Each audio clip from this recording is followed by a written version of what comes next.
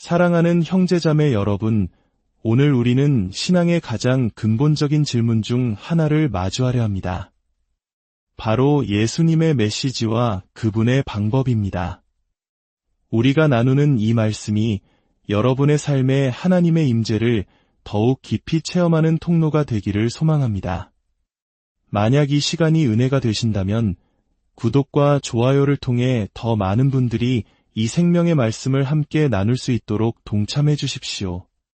여러분의 작은 실천이 하나님의 나라를 확장하는 귀한 도구가 될 것입니다. 이 말씀을 듣는 모든 분들의 삶과 가정 위에 주님의 평강이 가득하기를 기도합니다. 먼저 예수님의 메시지에 대해 이야기해 보겠습니다. 마가복음 16장 마지막 절은 초대교회 사도들의 사역을 이렇게 증언합니다.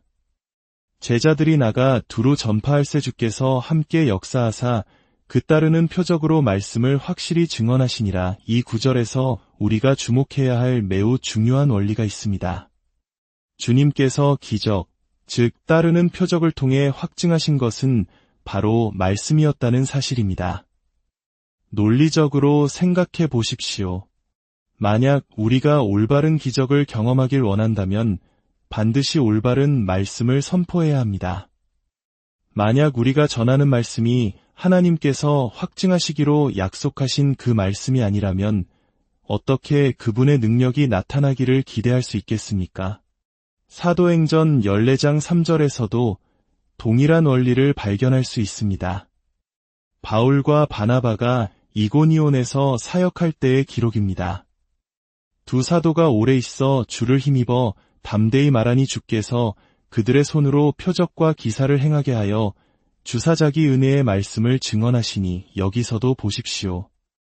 표적과 기사가 나타난 이유는 주님께서 자기 은혜의 말씀을 증언하시기 위함이었습니다. 기적은 언제나 올바른 메시지의 결과물이자 증거였습니다. 여기서 우리는 명백한 결론에 도달합니다. 만약 우리가 잘못된 말씀을 붙잡고 있다면 그것을 증명하는 기적 역시 기대할 수 없다는 것입니다. 안타깝게도 지난 수많은 세기 동안 교회는 신약 성경이 본래 의도했던 복음의 메시지를 온전히 제시하지 못했습니다. 저는 그 메시지가 잘려나갔다고 표현하고 싶습니다. 복음의 핵심적인 일부가 생략된 채 우리는 축소된 형태의 복음에 익숙해져 버렸습니다.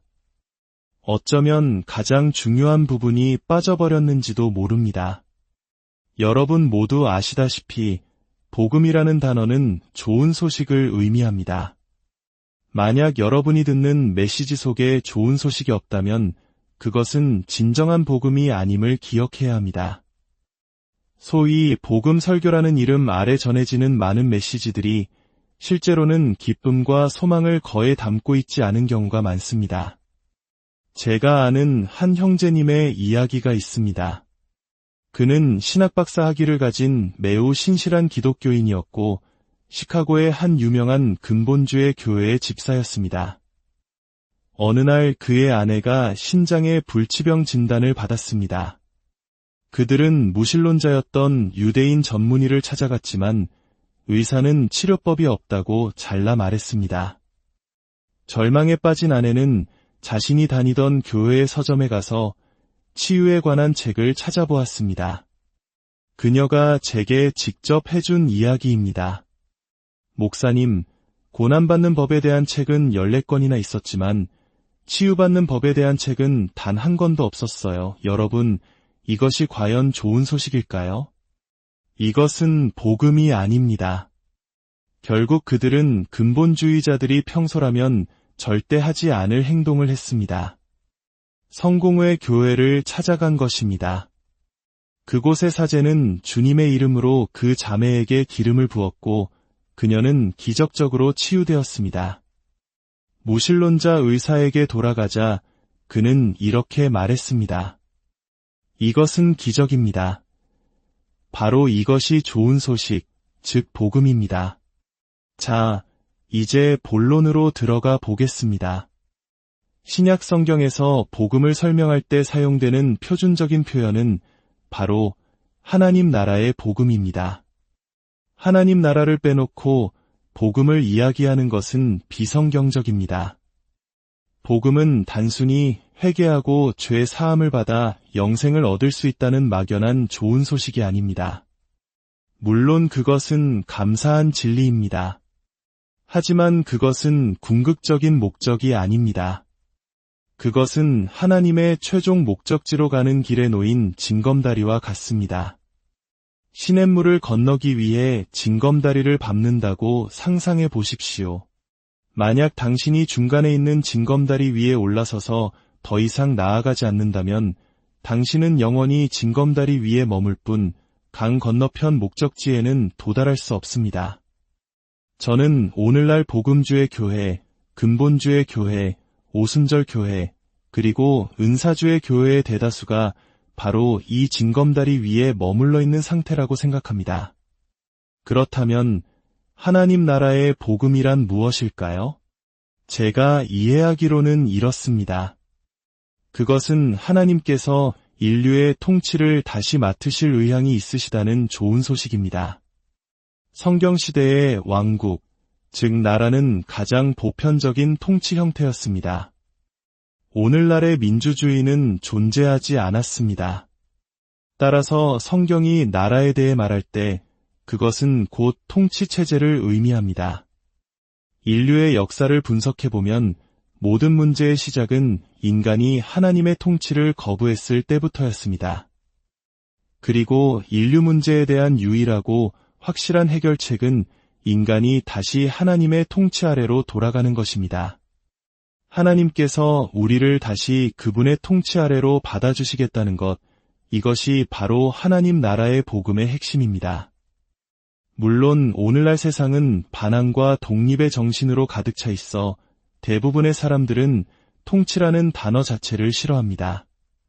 그것을 좋은 소식으로 여기지 않죠.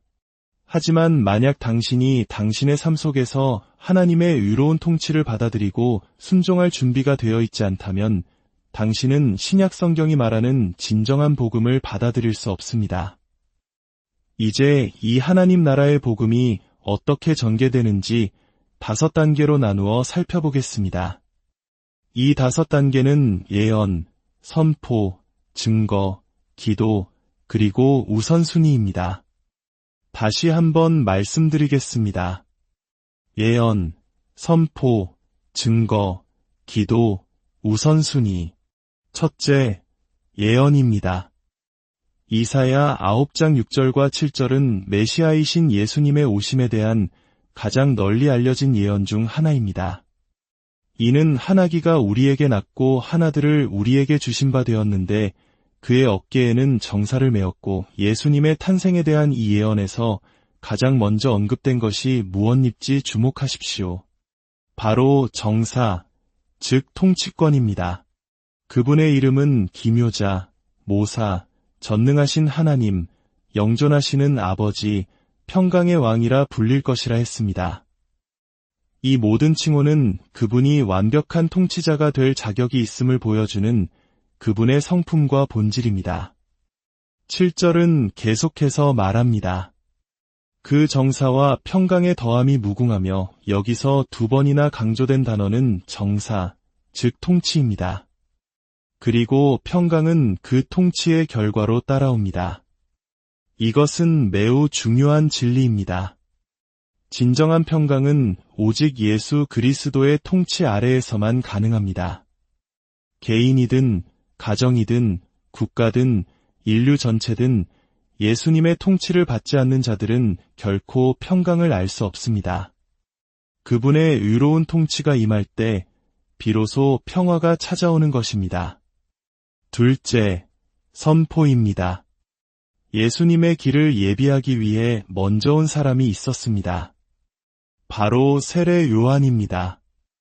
마태복음 3장 1절과 2절을 보면 그의 첫 선포가 나옵니다. 그때에 세례 요한이 이르러 유대 광야에서 전파하여 말하되 회개하라 천국이 가까이 왔느니라. 천국, 즉 하나님의 나라가 가까이 왔다는 선포는 회개에 대한 요구와 함께 시작되었을까요? 우리 모두는 본성적으로 반역자이기 때문입니다. 이사야 신세장 6절은 이렇게 말합니다. 우리는 다 양 같아서 그릇 행하여 각기 제 길로 갔거늘. 각기 제 길로 가는 것, 이것이 바로 반역의 본질입니다. 우리 중에 예외는 아무도 없습니다. 우리 중에는 살인이나 간음, 술 취함 같은 죄를 짓지 않은 사람도 있겠지만 자기 자신의 길을 고집하며 하나님께 반역하는 죄를 짓지 않은 사람은 단 한 명도 없습니다. 성경은 분명히 말합니다. 우리의 길은 하나님의 길이 아니라고. 그러므로 회개 없이는 하나님의 통치 아래로 돌아갈 길이 없습니다. 회개는 감정이 아니라 결단입니다. 자신의 실상을 깨닫고 자신이 얼마나 엉망인 상태에 있는지 직면하는 것입니다. 탕자의 비유를 생각해 보십시오. 그는 아버지의 집을 떠나 허랑방탕하게 살다가 모든 것을 잃고 나서야 스스로 돌이켜 아버지께로 돌아가기로 결심했습니다. 우리 모두에게 이 스스로 돌이키는 순간이 필요합니다. 우리는 본성적으로, 선택으로, 그리고 행동으로 반역자입니다. 회개를 통하지 않고는 그 누구도 하나님 나라에 들어갈 수 없습니다. 회개는 이렇게 고백하는 것입니다. 주님, 저는 제 마음대로 살아왔습니다. 제 생각대로 믿었고, 제 기준을 세웠습니다. 심지어 종교 생활을 하면서도 저 자신을 기쁘게 했습니다. 이제 그 길의 끝에 섰습니다. 저를 용서해 주십시오. 이제 주님께서 말씀하시는 대로 행하겠습니다. 세례 요한이 그의 사명을 다하고 감옥에 갇혔을 때 예수님께서 공생애를 시작하셨습니다. 놀랍게도 예수님은 세례 요한의 첫 메시지와 정확히 똑같은 말씀으로 사역을 시작하셨습니다. 마태복음 4장 17절입니다. 이때부터 예수께서 비로소 전파하여 이르시되 회개하라 천국이 가까이 왔느니라. 이것이 바로 복음의 핵심 메시지입니다. 셋째, 증거입니다. 마태복음 4장 23절은 이렇게 기록합니다. 예수께서 온 갈릴리에 두루 다니사 그들의 회당에서 가르치시며 천국 복음을 전파하시며 백성 중에 모든 병과 모든 약한 것을 고치시니 예수님께서는 단지 천국 복음을 말씀으로만 전파하신 것이 아닙니다. 모든 종류의 질병과 약한 것을 고치심으로써 그 메시지를 증명하셨습니다. 사람들이 귀신 들린 자, 간질하는 자, 중풍병자들을 데려왔을 때 예수님은 그들을 모두 고치셨습니다. 왜일까요? 그것이 바로 하나님 나라가 이미 임했다는 증거였기 때문입니다. 저는 죄와 질병은 하나님 나라 안에 존재할 수 없다는 결론에 이르렀습니다. 하나님 나라가 진정으로 세워지는 곳에서는 죄와 질병이 추방됩니다. 그것들은 빛과 어둠처럼 공존할 수 없습니다. 말라기 4장 2절의 예언처럼 예수님은 공의로운 해로 떠오르사 치료하는 광선을 비추시는 분입니다. 그분은 위로움과 치유, 이 두 가지를 가져오셨습니다. 죄와 질병은 어둠의 일이며 위와 치유는 빛의 역사입니다. 예수님은 제자들을 파송하실 때도 똑같은 권능을 부여하셨습니다. 마태복음 10장에서 예수님은 12 제자에게 이렇게 명령하십니다. 가면서 전파하여 말하되 천국이 가까이 왔다 하고 병든 자를 고치며 죽은 자를 살리며 나병한 자를 깨끗하게 하며 귀신을 쫓아내되 보십시오. 메시지는 천국이 가까이 왔다는 것이고 그 증거는 병 고침, 죽은 자를 살림, 귀신을 쫓아내는 것이었습니다. 하나님께서는 세상이 증거 없이 메시지를 믿으리라 기대하지 않으셨습니다. 그리고 교회는 증거 없이 메시지를 전하도록 허락받은 적이 없습니다. 만약 증거가 없다면 그곳엔 진정한 하나님 나라가 있는 것이 아니라 단지 신학적인 추상 관념만 있을 뿐입니다. 넷째, 기도입니다. 우리가 주기도문이라고 부르는 기도에서 예수님은 우리에게 어떻게 기도해야 할지 가르쳐 주셨습니다. 마태복음 6장 9절과 10절입니다. 하늘에 계신 우리 아버지여, 이름이 거룩히 여김을 받으시오며 경외의 태도로 하나님께 나아간 후 우리의 첫 번째 간구는 무엇입니까? 나라가 임하시오며, 그리고 그 나라가 어디에 임해야 하는지를 바로 다음 구절이 설명합니다. 뜻이 하늘에서 이루어진 것 같이 땅에서도 이루어지이다. 그렇습니다. 하나님의 나라는 바로 이 땅에 임해야 합니다.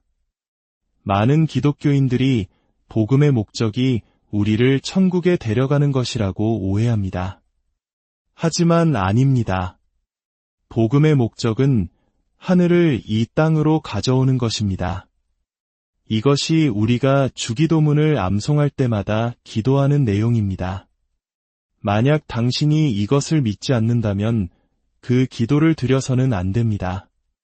그것은 위선입니다. 다섯째, 우선순위입니다. 같은 장인 마태복음 6장 33절은 우리 삶의 우선순위를 명확히 제시합니다. 그런즉 너희는 먼저 그의 나라와 그의 의를 구하라, 그리하면 이 모든 것을 너희에게 더하시리라. 우리의 모든 물질적, 육체적 필요는 우리가 우선순위를 바로 세울 때 채워집니다. 우리의 개인적인 필요와 문제들보다 하나님의 나라가 먼저 와야 합니다. 그리고 그의 의를 구하라고 말씀하십니다. 왜냐하면 하나님 나라 밖에는 의로움이 없기 때문입니다. 예수님의 왕되심 아래 있지 않은 모든 사람은 반역자이며 반역자에게는 의로움이 없습니다. 당연히 평강도 기쁨도 없습니다. 비극적이게도 유대 민족은 그들의 왕을 거부했고 왕을 거부함으로써 그들은 왕국을 잃었습니다. 요한복음 19장에서 빌라도가 보라 너희 왕이로다 라고 했을 때 그들은 가이사 외에는 우리에게 왕이 없나이다 라고 외쳤습니다. 이 한마디가 그들 민족의 운명을 결정했습니다. 왕이신 예수님을 거부한 이스라엘에게서 하나님 나라는 거두어졌고 그 나라에 열매 맺는 새로운 백성, 즉 교회에게 주어졌습니다. 그러나 우리 교회 역시 한 가지 조건 위에서만 그 나라의 백성이 될 수 있습니다. 바로 열매를 맺는 것입니다. 열매가 없다면 우리에게는 그 나라에 대한 아무런 권리가 없습니다. 그렇다면 오늘날 우리가 경험하는 하나님 나라는 어떤 모습일까요? 그것은 눈에 보이는 물질적인 왕국이 아닙니다. 예수님께서 말씀하셨듯이 하나님의 나라는 볼 수 있게 임하는 것이 아니요 하나님의 나라는 너희 안에 있느니라. 그것은 내면적이고 보이지 않으며 영적인 나라입니다. 바울은 로마서 14장 17절에서 이 영적 나라의 본질을 놀랍도록 명확하게 설명합니다. 하나님의 나라는 먹는 것과 마시는 것이 아니요 오직 성령 안에 있는 의와 평강과 희락이라. 순서를 보십시오. 가장 먼저 오는 것은 의입니다.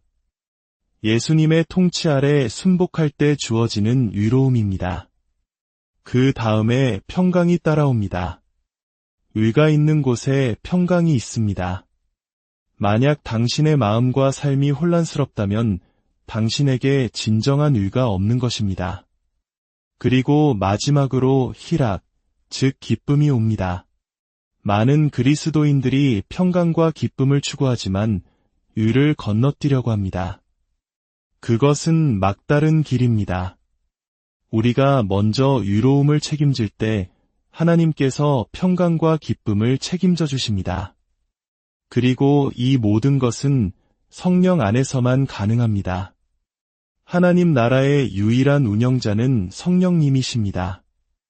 이것은 단순한 이론이 아닙니다. 제 삶에 실제로 적용된 이야기입니다. 저와 제 아내는 매우 바쁜 사역 일정을 소화하고 있습니다. 그러다 보니 저희 부부에게는 긴장감이라는 문제가 있었습니다. 어느 날 저는 하나님께 이 긴장감에 대한 해답을 구하기 시작했습니다. 그리고 깨달았습니다. 만약 내 삶의 모든 영역에 하나님의 나라가 실제로 임한다면 그곳에는 긴장이 없을 것이다. 오직 평강만 있을 것이다. 제 아내는 주로 등과 목 윗부분에 긴장이 쌓이는 타입이었고, 저는 60년 넘게 소화기관에 만성적인 긴장을 안고 살아왔습니다. 너무 오랫동안 문제를 겪다 보니 그것이 제 일부라고 생각할 정도였습니다. 저는 결심했습니다. 만약 하나님의 나라가 내 소화기관을 다스린다면 그곳에는 긴장이 없을 것이다. 그렇다면 어떻게 하나님의 나라가 임하게 할 수 있을까요? 오직 성령님을 통해서만 가능합니다.